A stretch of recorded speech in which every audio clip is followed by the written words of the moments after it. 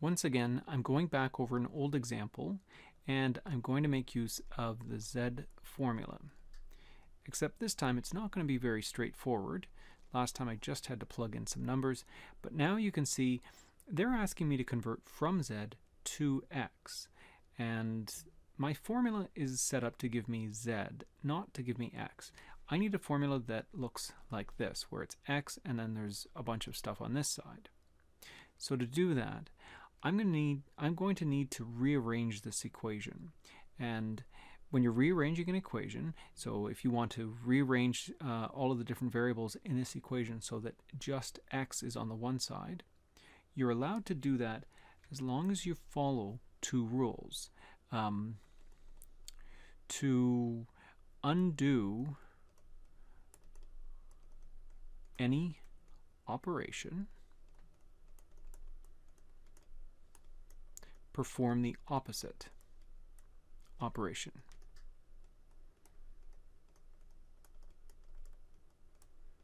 So for example, if something is being added, subtract that same value.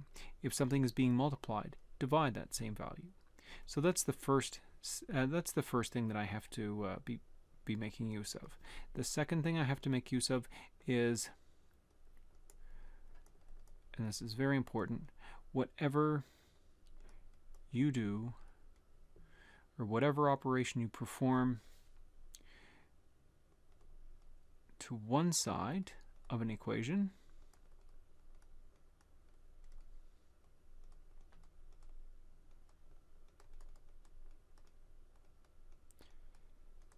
you must do the same to the other side.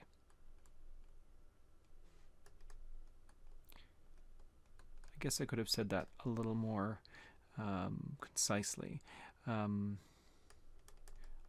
could have just said you have to perform the same operations to both sides of an equation. So you'll see as I go through here. For example, I'm going to take the divided by sigma and I'm going to undo that by multiplying both sides by sigma. So actually I would like to do that by squeezing it in here. Let me make a bit more room. Okay, so the reason that I'm doing this is because when you're dividing by sigma and you're multiplying by sigma, they cancel each other out. And nothing cancels out sigma on this side, so what I'm left with is the following. Z sigma equals to x minus the mean. So x is almost by itself now. I just need to get rid of this minus the mean. So do the opposite. Add the mean. So I'm going to do that to both sides. I can do the mean plus over here. That's the same as adding the mean on the other side. It doesn't really make any difference there. And these will cancel. If you add a value and then you take the same value away, you're left with nothing. So I just have x by itself. And this stuff equals to x is the same as x equals to that stuff. And so this is my formula. So that's what I'm going to plug into to figure out how to get from z to x. So let's do that for part A and part B. Alright, so in part A, I have x is equals to the mean plus z times sigma. So the mean here is 100, and then z is negative 0.25, and sigma is 20.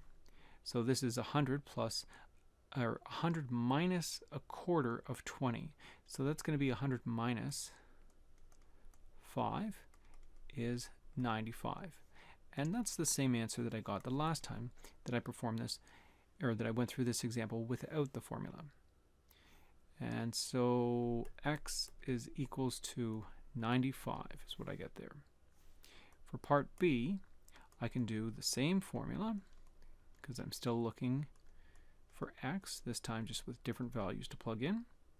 And so I've got 60 plus 2.5 times 12. And in this case, let's see, what do I have?